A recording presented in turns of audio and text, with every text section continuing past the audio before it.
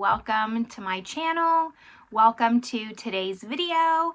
Today's video is going to be all about my eyeshadow palette purchases from 2023. I did this video last year. I actually got the inspiration from Alexandra Lizette. I will link her channel down below. But essentially, we go over all the palettes that I purchased in 2023 and talk about whether I think those palettes were worth it or not, now that it's been almost an entire year that I've purchased all of these. Some of these I've decluttered, some of them have become my holy grails. So we're going to talk about it all. If that sounds good to you, make sure you give this video a thumbs up. Subscribe if you haven't yet. I would love it if you stuck around. But with all that, there's a lot of palettes to talk about, so let's just get started. All right, like I said, I got this idea from Alexandra Lizette. I thought it was really cool. I did it last year and I very much enjoyed it. I knew last year that this video was going to be a doozy. This was definitely the year I've purchased the most amount of palettes. If my information is correct, which I know it's not, I have 67 palettes on my list to talk about today. And I know that's not all of them. It does really bother me a little bit that my information's not fully accurate, but I could only go off of all of the videos that I did for 2023. And I know that there's some that I just didn't talk about. So it was much more than 67 palettes. Probably thinking about it, like that's half of my palette collection. Not even thinking about it, like statistically, I keep a makeup inventory and I have about 200 palettes. So it's between like 30 to 50% of my palettes I purchased in 2023. It was just the exponential booming of palette purchases for me. I got into eyeshadow much more. I discovered indie brands. So I'm a little bit embarrassed to talk about all these palettes, but I still wanted to do this video. 2024 is going to be so much better. I am going to rank all the palettes that I used in 2024 that I purchased, and that should be Tuesday's video. Anyways, let's just get started because there's a lot of palettes and I just don't want to have this video be an hour long. And of course, most of these videos will be linked down in the description box below if I have the character limit to link it all, as well as all the makeup that I'm wearing. All the information, as much as I can put, will be in the description box, or you can always just search my channel for the palette review if you want to see it. So in January, I only have one palette that I purchased, and it was the ColourPop Pretty Please collection. We're going to start off strong. I decluttered that palette. I really didn't like it. I had high hopes for that palette because it was kind of like Paris themed. It was really pretty, mutey, kind of purpley tones. I'll put a picture up here. And that's just off the top of my head, so maybe I'm not remembering it correctly. But when I tried that palette, I just found the tones to be too similar to each other. There wasn't enough variety in that palette, and I just didn't like it. So I ended up decluttering that palette pretty quickly right after that. So that was that palette gone.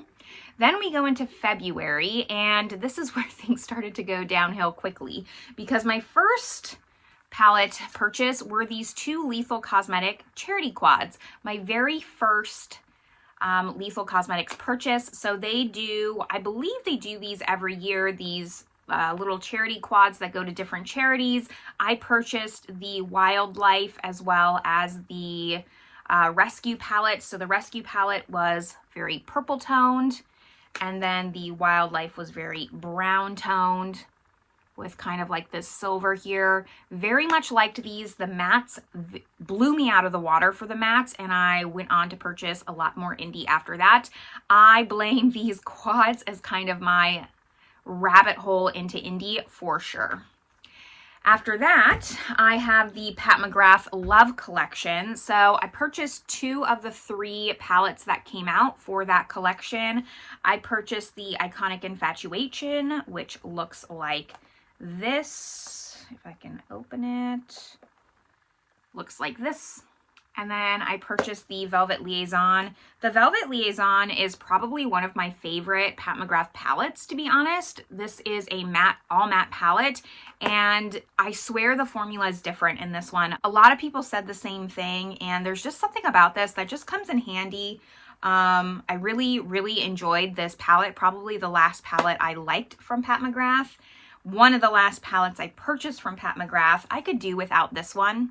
Could take it or leave it. It's maybe on the chopping block, but the Velvet Liaison I really enjoyed having. Next up in February, I purchased the Odin's Eye Perfect World collection. Only 2 of the 3. At least I was trying to not purchase everything. I kind of wanted to complete the whole collection, but the Animal Spirit, the Animal Planet, something like that was just too bright for me. So I have the Flora Story palette, and this was my first introduction into Odin's Eye. There's going to be a lot of brands here. It was my first time trying the brand. Love this palette. One of my favorite Odin's Eye palettes still to date, because even though this was my first purchase from them, I would say it's one of my favorite collections from them. And then I have the Sea Talk palette with Lauren May Beauty. Really like this palette as well. I was going back and forth on this palette because it was a little bit colorful. I knew I wanted Flora Story, but this was a surprising one. I'm glad that I ended up picking this up. It kind of pushed me out of my comfort zone. It's really not that colorful when you really examine the palette, but this like electric kelp shade, which Lauren May like really pushed because she loves that bright chartreusey inner corner, is not me. So I think that's why I was a little bit on the fence with this palette, but ultimately I'm actually glad that I picked it up. Now we go into May. Apparently I didn't purchase anything in March and April, but I know this is where the data is wrong, because for sure I purchased palettes in March and April. I just didn't review any on my channel. So that's where, you know, data's missing. I can do the best that I can do. But we get into May, and that is when I made my first Yes Style order, and I ordered some Peri Para palettes. So these, I forgot like what this brand is called, this line is called of these shapes, but I have the Fallen Acorn palette, which is kind of a neutral palette with some browns, really pretty, soft, kind of really the only K-Beauty I have in my collection. Honestly, don't have too much K-Beauty, and I do like having it for that purpose. And then I have the Muteful Rose, which is more of like your pinky tones, purple tones, more pink, I guess. These are both really pretty palettes. Would I say that, you know, my life would be different if I didn't have these in my collection? No, it would probably be the same, but I do think it kind of fills something in my collection. I like having it. I like that I tried it. I did actually purchase 3 of those palettes. I purchased the Milky Spring palette as well that looks like that. Pop up the photo, but I actually decluttered that just recently in my last eyeshadow palette declutter video. So that palette is no longer in my collection. Continuing on with May, I decided to try some more ColourPop. I had like a love-hate relationship with ColourPop in 2023. I wasn't purchasing as much, and I started in 2023 to really dip my toes back into purchasing from ColourPop, and I was disappointed like in the first half of the year. So in May, I reviewed the ColourPop Lavish collection. I picked up the eyeshadow palette as well as the Super Shocks, and I decluttered that palette. I just didn't like it. To me, it was kind of supposed to be a lavender palette. I found it to be a little bit more periwinkle, or actually looking at it, like I saw a lavender bush months later, totally off topic, but I was like, okay, actually looking at lavender, the plant, the palette did reflect lavender, because I think in my video I said this is not lavender, but lavender, what we think of, I think it's more of like a pastel purple is what I would categorize lavender as, and that's kind of what I was expecting from the collection, and I didn't get that. To me, I got more periwinkle, but really it did look like lavender if you compared it to a lavender bush, tree, plant, I don't know, whatever lavender, herb, whatever lavender is, I think that it did reflect lavender. But again, I found the same issues. The tones were just too similar on the eye. It didn't look different enough. I didn't think that it was special enough to keep in my collection, so I ended up decluttering that palette as well. Then my last May purchase was another indie brand, my first time trying Shine by SD. This was a collab collection with Bizarre Volta and M. Jones 5018, and this is the Duality 2.0 collection. So you have the Dawn palette, which looks like this, and it's a 6-pan of all special shades. Stunning. And then you have the Dusk palette, which looks like this. Now these palettes are so beautiful, but they were like $200 for both of these. Very expensive. I mean, yes, you're getting 12 very special shimmers, but it was a lot of money for what it was, and I definitely haven't gotten my money's worth out of these palettes, so not really worth it for me. I am glad I at least tried the brand. I don't know like if Shine by SD would be at the top of my list to purchase from in the future. I have a hard time purchasing or spending $20 on a shade. Anything over $15 for one single shade, I'm just starting to have a hard time purchasing it without seeing it in person. It is very hard for a Cleona shade, a Terra Moon, anything like those. I'm finding it just too difficult to really pick out the ones that I want, and they're just a lot more of a gamble when picking them out because there are so many different shifts to them that I've kind of stopped purchasing singles as much as I would like. But going back to these palettes, I don't think Shine by SD is something that like I would purchase from really in the future, not because the quality's bad. These were amazing shadows. And the first kind of multi-chromes that I purchased, because I went on to purchase some from Terra Moons and Cleona, etc. These were the first of that, but I just don't know if I get my money's worth out of it, and that's why I don't think those kinds of shades I'll really be purchasing from in the future. That was my last May purchase. Apparently, I didn't buy anything in June and July. Same story as March and April. So we're going to skip into August. And the first one that I have is the Glamlight Scooby-Doo palette. This was actually my first Glamlight purchase, I think. I'm pretty sure it was. I did purchase from Glamlight before. I purchased the first Scooby-Doo collection, but I never ended up using it. So I passed it on. I sold it before it was opened or anything like that because there was no point in me kind of keeping that when I really didn't like the color story. I mostly bought it for the IP. This palette, you know, everyone says the same thing. It could have been condensed down. It is so large. I hate storing it in my drawer because it gets lost. It gets stuck at the bottom of my drawers. I don't reach for it because it's so big.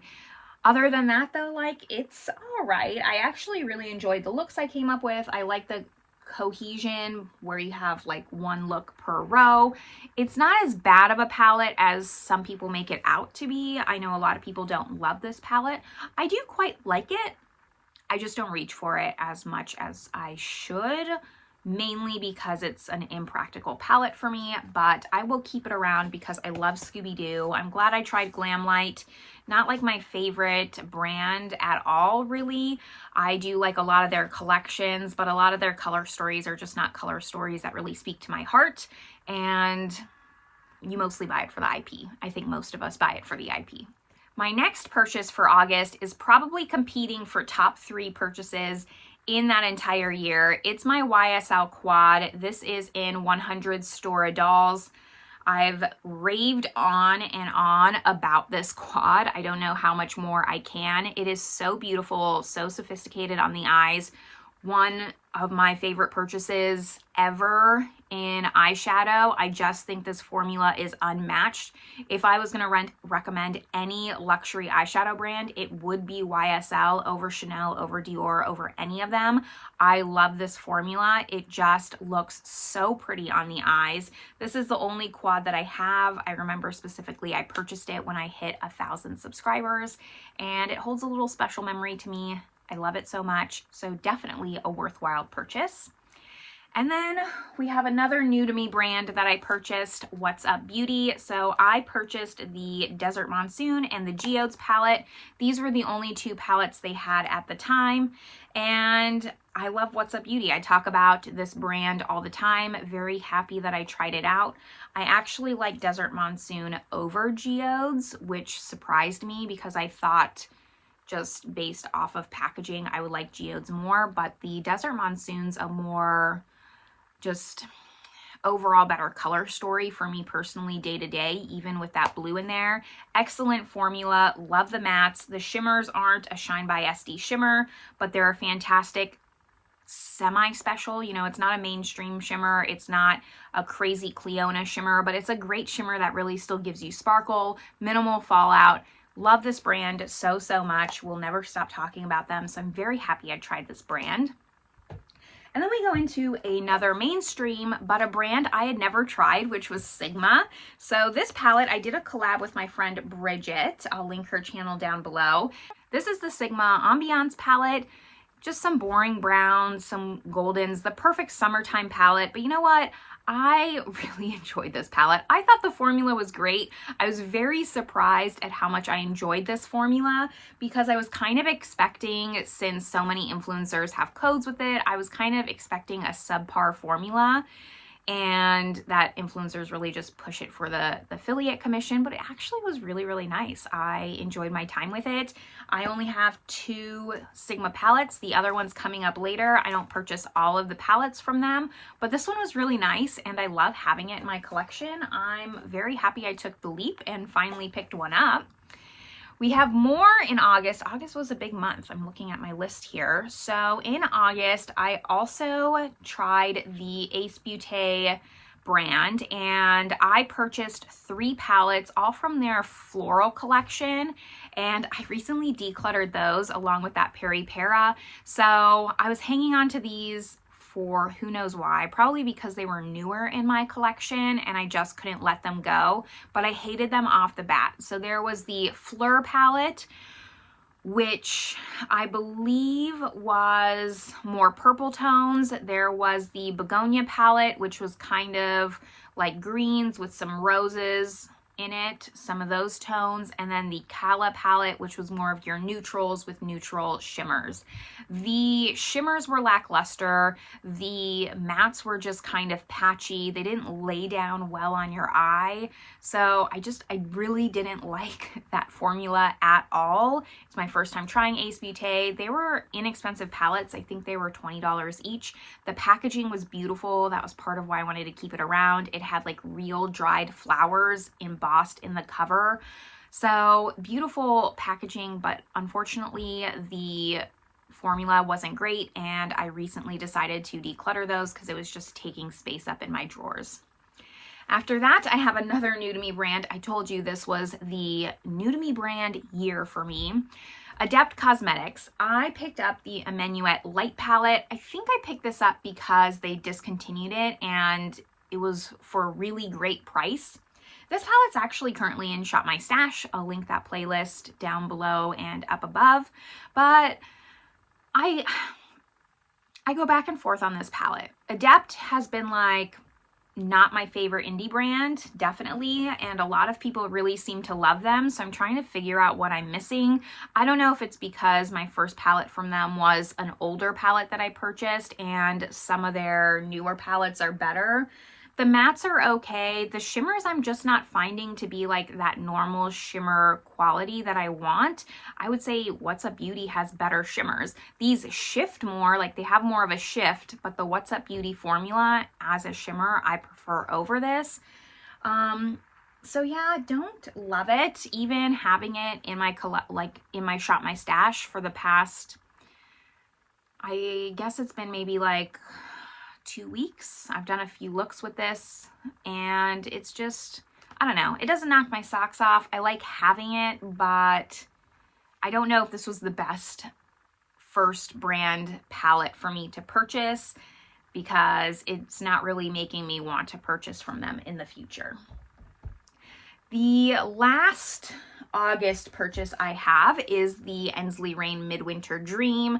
I went back and forth on this palette, back and forth. Ensley Rain is quite expensive and I ended up getting it. I ended up having FOMO. I was afraid that this was going to get discontinued. I'd miss it forever. And you know what? I'm glad that I picked it up. It looks like this. This was really when Ensley Rain, I think, was trying to find their groove. I think they're still kind of trying to find their groove, if I'm being honest. But it doesn't have removable pans. This was a collab with Brittany Hoffman. And I like it. I wish it was just a 12 pan. Like, I like that much more, but I do realize that a lot of people probably want deepening up shades. So the palette as a whole is really nice. Not my favorite Ensley Rain palette, but decent enough where I went on to purchase many Ensley Rain palettes in the future. So yeah, I'm very happy with this. The cover art is very pretty, but it just, I don't know, I'm just not fully there. Like, I'd give it a 7 out of 10, and I could maybe see myself without this palette, but I still kind of like it. I'm glad that I finally got to try Ensley Rain. It was a very expensive palette to pick up. I remember because I purchased it directly from the US website and then had to pay customs on top of it.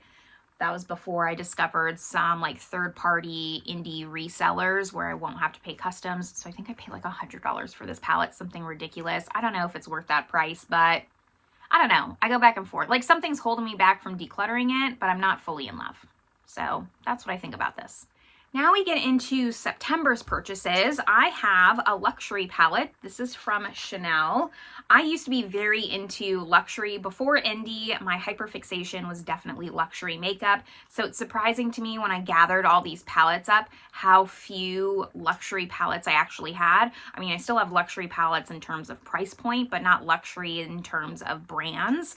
So this is a Chanel Quad in Peru Cristal.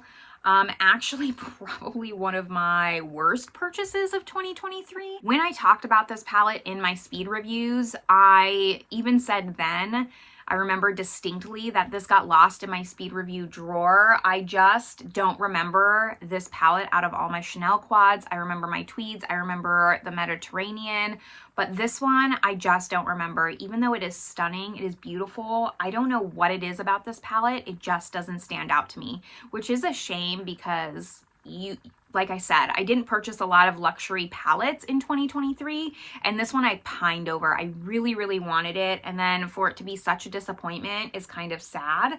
But yeah, I don't know. I could live without this one easily.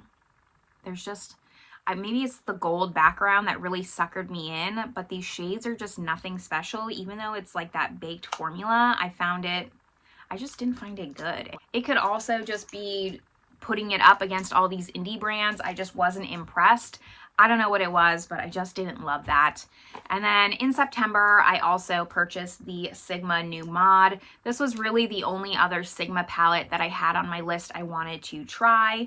And I love this palette too. I probably like this one more than I like the Ambiance, just because there's a better variety of looks you can do with this. You still have neutrals, but you have pinky purples. It's very romantic. I love the theming of it, and I have nothing bad to say about this palette. Really enjoy it. Like I said, it's the last Sigma palette that I really had my eye on. Even since this one, there hasn't been any. Maybe the cool neutrals. I've kind of had that on my list. I'm a little bit on the fence about, but that's a palette I would just buy on sale if I saw a good price on it. I wouldn't go out of my way to spend my makeup budget on that palette, I don't think. So this one's really nice. Happy I have it. Happy with my Sigma collection so far. And then another new to me brand. We're gonna keep going. There's still more new to me brands to be had later on in this video, but I finally tried Cosmic Beauty. I purchased the Muse palette and the Delicious Delights. I believe the Delicious Delights came out, and that is why I purchased from them, which looks like this. One of my more colorful palettes in my collection for sure. You'll notice a theme in what I like. I don't own that many colorful palettes. This is one of them, and I very much like it, especially for a pastel palette. You have not just such white-based pastels, you have a variety, and I feel like that there's different looks you can come up with just being like, okay, I can only get a pastel palette from this palette. And then I also picked up the Muse palette because this is the one that I really wanted, and I just ended up picking up both. Love this palette. Definitely still my favorite Cosmic Beauty palette. I should just trust my gut on that because this is what made me fall in love. I love this Softly shade here. I think it's so unique, so fun, so special. I don't have the Serenade palette, and I think that's really the only older palette that I don't have from them. I also don't have some of the newer ones like the neutrals and the cool trolls, but I do plan on picking those up. This is the palette though that definitely made me fall in love with Cosmic Beauty, and I think their formula is great. I picked up the Sinister palette. I reviewed and did that unboxing not that long ago. The video should be up if you want to see it, but I am going to be passing on the Cosmic Beauty Holiday palette. I just saw that palette and I really thought with the sneak peek that I was actually going to pick that palette up, but then the color story reveal just really didn't impress me at all, and I decided to pass on it, and I give myself small victories because I was proud of myself for actually just deciding off the bat that I didn't need that one. Now we move into October, and I have 3 palettes that I purchased from Glaminatrix. First time trying Glaminatrix, and I had to go all in. So just like Cosmic Beauty, I believe that Glaminatrix came out with the Sugar and Spice palette, and then I ended up making some other palette orders while I was just ordering from them. Sugar and Spice is for sure my least favorite Glaminatrix palette, not because of formula. I think the formula is great. I really love this mustard shade here. I think that's really special, but cohesion wise, this palette confuses me a lot. Actually, I struggle coming up with looks with this palette. It's definitely my least reached for Glaminatrix palette. So I don't know. I don't love this one, but it got me to try the brand because I also purchased the Into the Night palette, which looking at this, you see a lot of color and you would think that this would be my least favorite Glaminatrix palette, but it's not. It's the Sugar and Spice. I think when I want a look with this palette, I come up with a really pretty look. You have your bright neons, you kind of have like these grungy tones here. Very much like this palette. It's not one that I reach for all the time, but I'm actually glad that I have it. And then the star of the show is the Nearly Natural. I mean, a fantastic palette. I'm so happy with this, and I'm glad that I got it before they discontinued it. I'm pretty sure I grabbed it kind of right at the tail end that they were finishing up having this palette. I'm so glad that I did. There's talks that she's going to redo this palette, and I hope she does because so many people missed out on it. It is such a good Nearly Natural palette. It really is. It's the perfect name. You have some greens here. You have the perfect kind of neutrals, the browns, some pinks. I really, really like it. I know some people, she was saying on her post, some people thought like Naked Eye and Nearly Natural were too similar. I don't think that at all. I think that they're all different enough, but I don't know. Love this palette. One of my favorites. I think I like the Barely Basic more, but this made Glaminatrix one of my top favorite brands by far. No competition. We are now into October of 2023. Not a new to me brand, but you saw this in the beginning of the video. More Lethal Cosmetics. So very similar to some other palettes that I'm talking about. You'll notice a theme with me. The Wildflower palette released, which was this one. I am just dropping things everywhere. There's just so many palettes around. So this is Wildflower, and this released, and I thought it was really pretty. Not the perfect color story for me, but because this came out and I had my eye on Nightflower, I ended up picking up both at the same time. I do like this palette more, but it is a little bit dark for me. Both of these are really just companion palettes is what holds me back. Both great Lethal formula. Will always stand by the Lethal formula. Just for me, I wish there were some more neutrals. I at least appreciate I could mix up these shades if I really wanted to. I could pop them out, put them in a Z palette, and maybe create my own better color story. For a purple palette, I think it's stunning. I just need a little bit more browns or some more grounding shades with both of these palettes, so they're not necessarily my favorite of all time, but they're really great, and I'm very happy to have them in my collection still. More ColourPop. I have these 2 palettes. I clearly was a glutton for punishment, even though I decluttered the last 2 purchases I made from ColourPop. I could not resist these. I think I wanted the 1111. which is kind of just a basic warm tone color story. To be honest, I should maybe declutter this because I don't use it a lot and I have enough warm tones, enough neutral tones, but I don't know. I like it enough. It's going to stay for now. So I bought this one, and then surprisingly, I bought the Pretty Guardian Sailor Moon for Love and Justice palette. This was the second collab with Sailor Moon.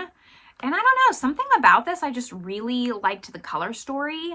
And this was a surprising win for me. This is what turned ColourPop around for me, did a complete 180, because I was just ready to not purchase from ColourPop ever again. If this collection, if these two palettes didn't work out for me, I was just gonna write the brand off completely. I love this palette a lot. I think it's so fun and special and unique. The formula is really nice. You do get a variety in shades. You can actually tell a difference when you have them on your eyes. There's a lot of different looks on here. I just think this was a really cute palette.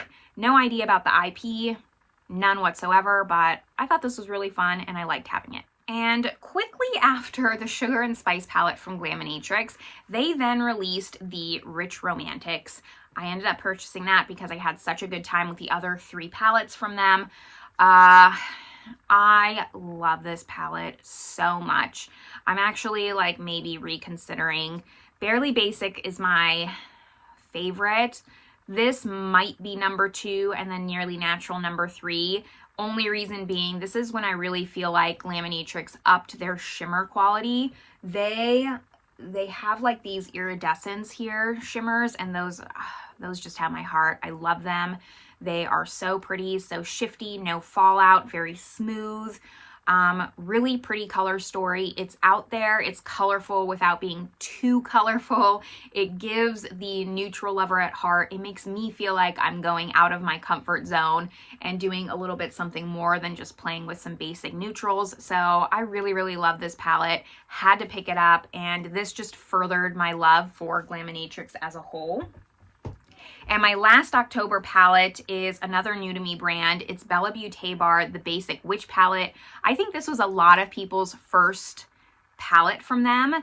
I purchased it for Halloween and I really enjoyed my look with this. I had a lot of fun playing with this palette. It's not one that I reach for a lot, but it is a really fantastic formula.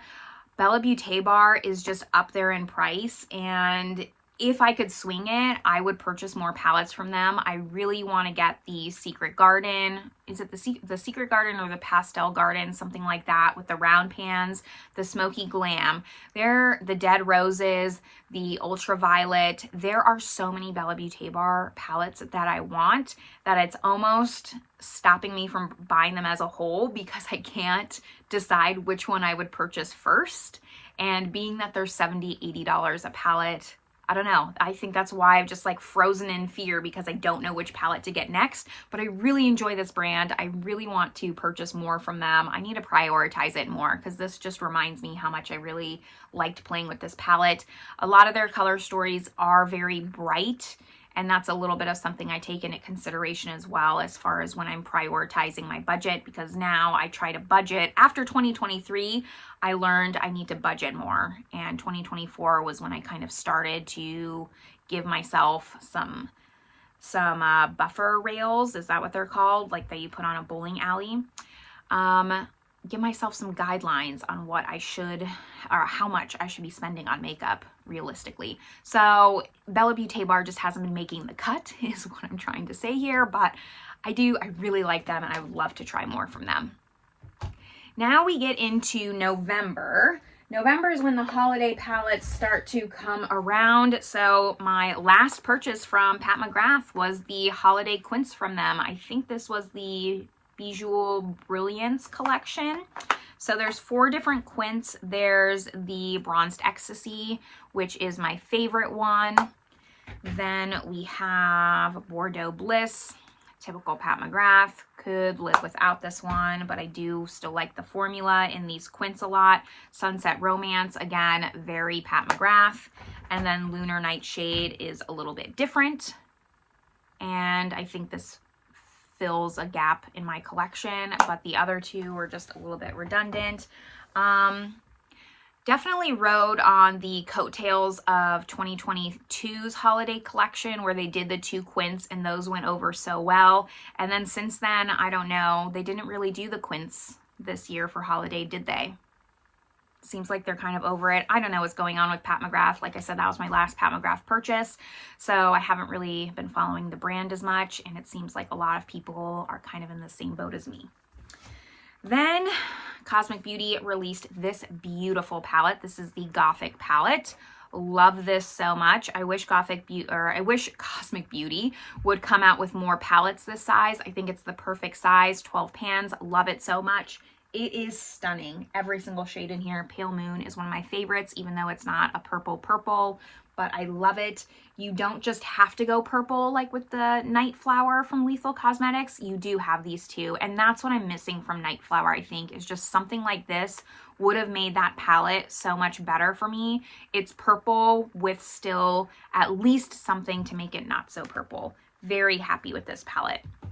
Then some mainstream, finally, I picked up the Huda Beauty Pretty Grunge palette. I haven't played with this as much as I thought that I would. I think looking back, it's a little bit dark for me. I did purchase the Icy Nude. It hasn't reached me as of the moment of filming this video, but I should be getting it in a couple days when my mom comes back from the States. It's just a little bit cheaper for me to purchase it there and have her bring it than buy it here in France. But going back, like, maybe it's the black background that's making me not reach for this palette and thinking that it's darker than it is, but it's a little too grungy and I wanted more pretty. So I don't know, it's there for me again, kind of like the Ensley Rain Midwinter Dream. I do really like this palette and I thought it was at least something different from Huda Beauty and going in the right direction for me, but there's something missing from this that would have made this palette a little bit better for me. Still very much enjoy having it in my collection though. I'm glad that I purchased it. This palette was a Nude Me brand and I'm super happy with this. One of my favorite palettes of 2023, the Linda Hallberg Smoke It Out palette. I had been wanting one of these 9 pans from Linda Hallberg for a long time. This formula is excellent and it better be for the price. This was a $40 or $50 palette. It's very small, smaller than I was anticipating, but the formula is great. It's a really nice formula and I would purchase more from them if it wasn't so expensive for their little palettes. It is worth it though. I can say, like, I can see the quality, but also I can't buy everything. I need to pick and choose. I really like this color story too. You have like a pop of green, but you have some neutrals. There's a lot of different looks you can do with this palette, and definitely top 5 favorite palettes I purchased in 2023. I think about this palette a lot and I really enjoy having it in my collection. I have 2 more things I purchased in November. So I bought the Charlotte Tilbury Fire Rose quad, my favorite Charlotte Tilbury quad. I wanted this right when it launched. I missed out on it, and then she finally brought it back, finally, and I'm so happy that I purchased it. It is definitely my favorite. I don't plan on purchasing Charlotte Tilbury eyeshadows anytime soon anymore. I just think it's a little bit overhyped for what it is. For the same price I could purchase from Linda Hallberg, and I would much rather buy one of those palettes. The quality is so much better. But this is such a pretty palette. Very happy that I have this. It just filled something in my soul where I was missing this palette. I thought about this palette when it was discontinued so quickly. It sold out, and I'm happy that I finally have it. I don't know if they still have this available or if it's sold out again, but very happy that I have this one, if I haven't said that already. And my last November purchase were these Bobbi Brown duos. I love these little duos. My only gripe is that they don't have the shade, the palette name on the palette. So there's 2 of these baked shadows in here, a matte and a shimmer. And this is Midnight Toast, I believe, or it's Last Dance. Like I said, I know I purchased Midnight Toast and Last Dance, but I always mix up which palette is which. So I have kind of like a pinky one and then a brown with a really bright gold. I think these are both really pretty. I'm happy that I have them. I'm surprised that Bobbi Brown didn't do this again for this holiday. I was really anticipating that because they sold out very quick and a lot of people were upset they didn't get their hands on them. So I think that was a bad marketing move on their part. I would have bought more had they come out with these again in 2024 because that's how much I love them. And now we are into December's palettes, which there's still quite a few. So let's just get moving right along here. Natasha Denona came out with 2 palettes last year and I bought both of them. So first she came out with the I Need a Nude. My palette looks a little bit empty because I have some of these shades. I did a video duping the Makeup by Mario Ethereal Moonlight palette, and I took some of the shades from here to do that. So this is my favorite Natasha Denona palette, hands down, no questions asked. Very much love this palette. The Xenon palette, however, I don't know if I love this. Again, some of the shades are missing because I duped out a palette, but I think this serves a purpose in my collection. I'm happy to have it. I will not ever, I doubt, use this palette as a whole by itself though. It'll only be for duping palettes or creating like some companion shades with other palettes. I think if I needed something, I'm happy to have it as like a Natasha Denona lover, but definitely not like the best purchase I ever did. And I wish I had purchased this on sale, not at full price, definitely. Lethal Cosmetics, we have the Midnight Serenade. This was the last purchase I made from Lethal Cosmetics, and there's a lot of palettes coming out from them that I really want to purchase, the Mellow Grove and the Spellcraft palette that just came out. This is what this looks like. This was the start of their kind of starting something new where they don't have the removable pans. I wish that they made the shades smaller like this, but still kept them removable. Personally, even though I don't rearrange my palettes that often, love this color story. It's a little bit too fall for me as like an everyday. Will definitely only reach for this in the fall time. I like a little bit more lighter tones, but I love this palette. I wish this had the name on it. It does not. It only has it on the sleeve, which is why I keep it. But maybe for the Mellow Grove, they changed that. I don't know. Packaging, also 10 out of 10. Then we have my last this was not my last Glaminatrix purchase because I purchased the Barely Basic, but this was their little holiday launch. This is what I want out of every company's holiday launch, just a little holiday 6-pan. I think this was really smart. I love this. I think it's really cute. Very Christmassy, and I can see myself using it now during holiday time. I do not reach for my singles as much as I should. I do keep these in my single collection if it's an all shimmer palette, but it was a really fun idea and I think it is really nice. And Glaminatrix has excellent singles as well. I do have some singles from them from their Magical Creatures collection or something like that, and I very much enjoy those too. So if you like Glaminatrix as much as I do, check out their singles as well. But this is a really cute palette and I couldn't resist it for holiday time. I don't think you can get that anymore. This collection I regret for sure, but I got suckered in because of these 2 palettes. This is Odin's Eye. I purchased all 4 of their holiday palettes. So you have the ones that they released in 2022, which was the Merry Christmas palette. And I think this is very, Christmas. I think it screams Christmas. I think they did this very well. You have the Christmas Eve palette. This is my favorite of the 4. Love the cool tones. Love these purples here. Very, very pretty. Just snowy. I think it's so pretty. And then they released 2 more palettes. And this is the Hey Reindeer palette, my least favorite of the 4. I don't know. It's very springtime-like. Doesn't make a lot of sense to me. Their collection this year, which I passed on, they had the Rosy Jingle palette, I think, was also very pastel-y. I think they kind of just leaned into that for their 2024 holiday palettes. And then you have the Snow Dream. This one wasn't bad, but it's not my favorite. Like, this is too much Christmas in a palette, and I'm not going to reach for it other than like, oh, I want a Christmas palette, and then reach for this. Like I said, am skipping the Odin's Eye palettes for holiday this year. I kind of like the Silvery Bells one, but knowing what I know about this collection and how infrequently I use it, I just don't think it's worth it. There's other palettes that just kind of take precedent in what I want over those. So yeah, that was this one. I was excited for it at the time, but looking back, like, I don't know, the amount of times I reached for this compared to this big pile that I have currently here was definitely not a lot. So my least favorite Cosmic Beauty palette, Winter Wonderland. I should not have purchased this palette. I purchased it because I was on the Cosmic Beauty train and I just wanted everything that they have. Does this look like a color story that I wear a lot? I just dug my finger into that shade. No, it doesn't, because I don't wear a lot of blues, even though I'm wearing blue today. We'll get to that palette soon. I'm not there yet. It's just too blue. It's too wintry. It's too.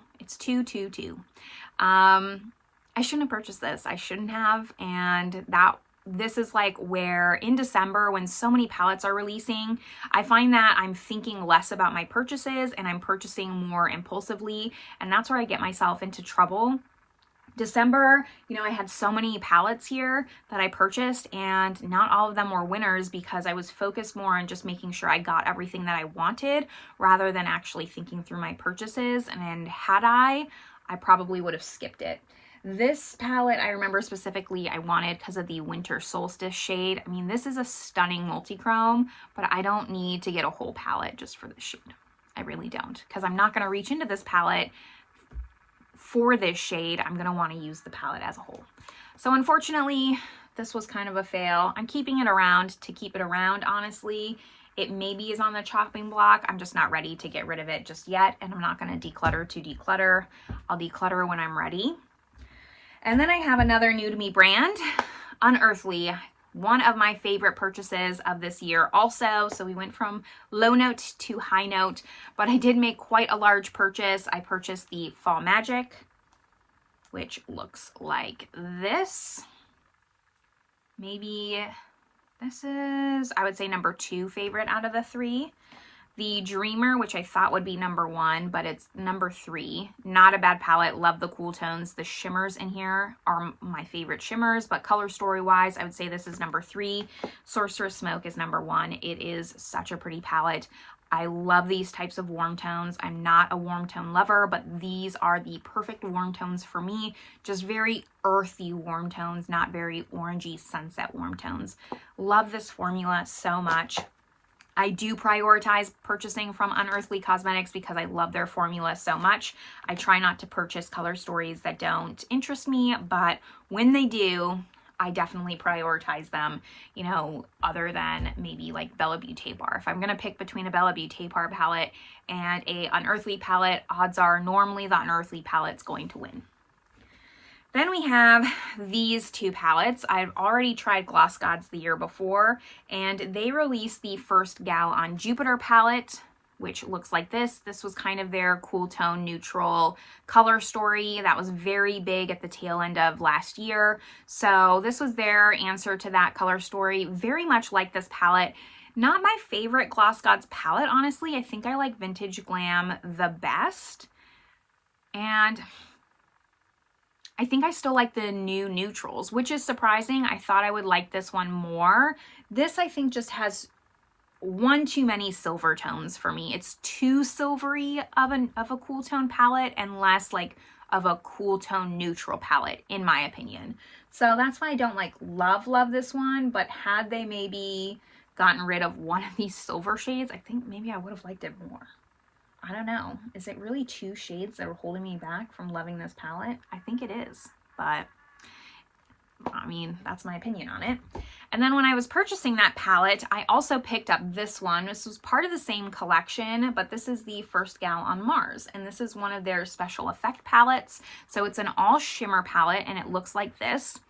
And we've now gotten to the first palette that I haven't even touched. I have not touched this palette, used this palette, swatched this palette since purchasing this palette. I was kind of waiting on a video of some sort to do that with, and I never did it. So now it's just sitting there in I have like a drawer that I put all my new releases in that I want to do videos on. It's sitting in that drawer, and it's been living in that drawer.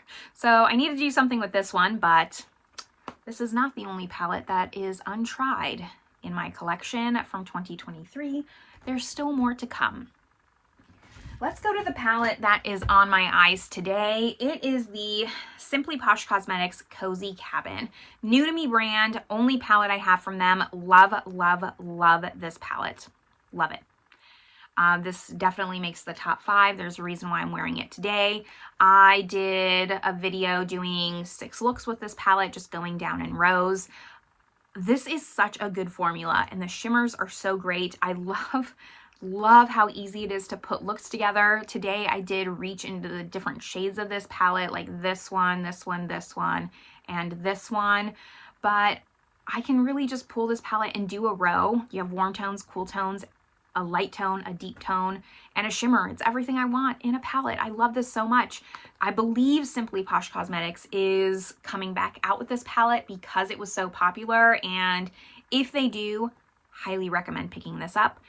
It is so good. The quality is so good. Or if there's another color story you like from them, purchase that palette. There were a few palettes they have, like the Citrus Punch, the Aurora Lights. I didn't really love those color stories, so I didn't pick them up. I liked this one, and I'm so happy that I picked it up, quite honestly. Then we have another What's Up Beauty. I have the Dragon's Eye palette. I think I like this palette the best out of the What's Up Beauty palettes, followed by Desert Monsoon. This one's just a little bit, it's unique while being neutral, plus the cover art is stunning. I love the green rather than the pop of blue in the Desert Monsoon. Very much enjoy this palette. Same great formula from What's Up Beauty. This shade here, Magic, is also just really pretty. I love it so much. Love those kinds of shades. So I ended up picking this one up, and it did not disappoint in the slightest. Let's keep going. We're almost done. I feel like I'm speaking more and more quickly, but it's going to be an hour-long video regardless.